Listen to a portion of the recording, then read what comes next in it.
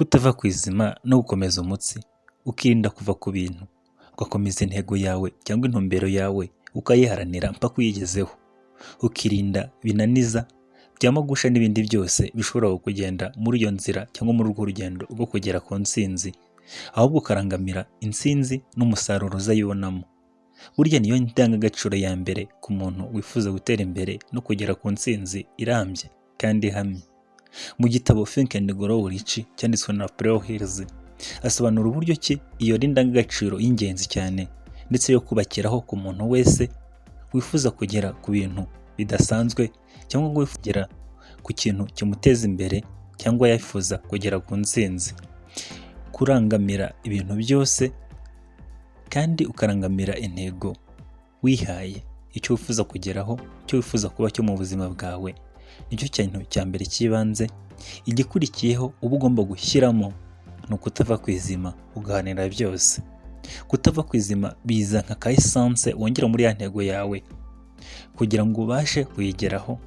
Kandi burya zirikana ko mu byo ukora byose, mu nzira intambwe zose utera, burya habamo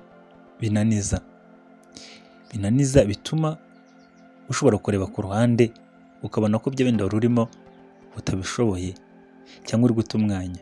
Ariko burya ufite intego kandi ufite no kwizirika, uzi icyo ya ntego izakumarira, burya ni byiza kwizirika no kutava ku izima.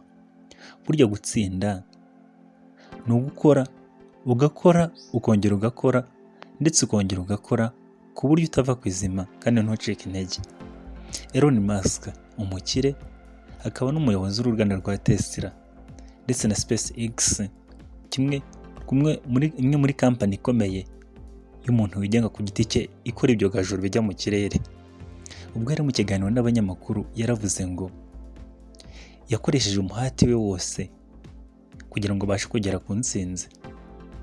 Yakoze uko iyo bwabaga, akora ibyo abandi bantu bamucagamo intege ko bidashoboka, ndetse ikintu cyamunaniraga yagerageza kugishakira igisubizo aho kugira ngo atege amaboko ahandi.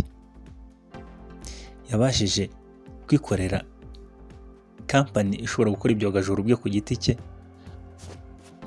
Elon Musk yabaye urugero rwiza rwo kutava ku izima ndetse no kugerageza ugakuraho birantega byose binaniza by'abandi guca intege, hanyuma ukaharangamira intego yawe. Si urwo rugero gusa, hari n'abandi benshi kandi bageze ku bintu by'intsinzi by'agatangaza.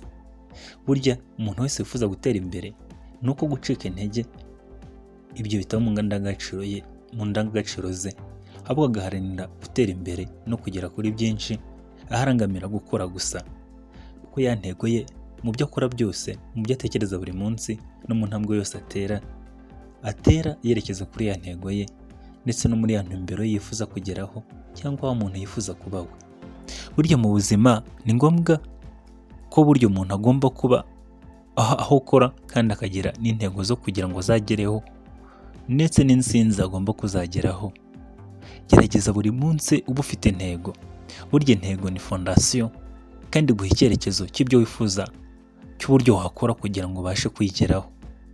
Twayifata nk'igishushanyo mbonera cy'inzu wifuza kubaka cyangwa ikintu cyose wifuza kugeraho, ukabanza ukagikora igishushanyo mbonera. Niko intego burya imeze, kandi ya ntego igasasirwa no kuyikora ukomeza umutsi utava ku izima. Binaniza, birantega, bigusha byose ukabikura mu nzira rwose, ukarangamira intego yawe kandi ugaharanira kuyigeraho. Reka nkubwire nti ukore subscribe kuri channel yacu, ni Kanguka Official nta yindi.